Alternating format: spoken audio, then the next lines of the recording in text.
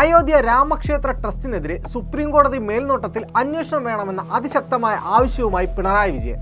വിഷയത്തിൽ പ്രധാനമന്ത്രി നരേന്ദ്രമോദിയെ നേരിട്ട് ഉന്നം വെച്ചാണ് പിണറായി വിജയന്റെ പ്രസ്താവന. പ്രാണപ്രതിഷ്ഠാ ചടങ്ങുകൾക്ക് നേതൃത്വം നൽകിയ പ്രധാനമന്ത്രി ഈ തട്ടിപ്പിൽ മറുപടി നൽകാൻ ബാധ്യസ്ഥനാണെന്ന് അദ്ദേഹം പറഞ്ഞു.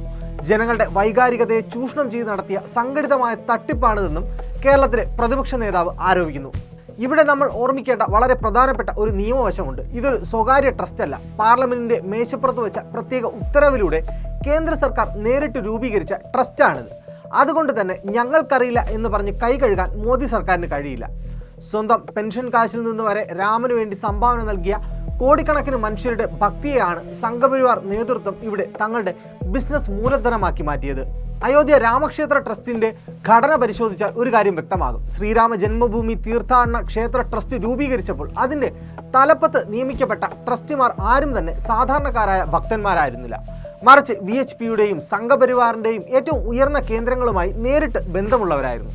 അതുകൊണ്ട് തന്നെ ഇവിടെ നടന്ന ഏതൊരു സാമ്പത്തിക ഇടപാടിന്റെയും രാഷ്ട്രീയ ഉത്തരവാദിത്വം കേന്ദ്രത്തിലെ ഭരണകക്ഷിയായ BJPക്ക് തന്നെയാണ്. സംഘപരിവാർ രാഷ്ട്രീയത്തിന്റെ തനി നിറമാണ് ഈ ഫണ്ട് വെട്ടിപ്പിലൂടെ പുറത്തു വന്നതെന്നും പിണറായി വിജയൻ ആഞ്ഞടിച്ചു. ഭക്തരുടെ പണം എങ്ങോട്ട് പോയി എന്ന് ട്രസ്റ്റ് വ്യക്തമാക്കുമോ, അതോ സുപ്രീം കോടതി ഇതിൽ ഇടപെടേണ്ടി വരുമോ?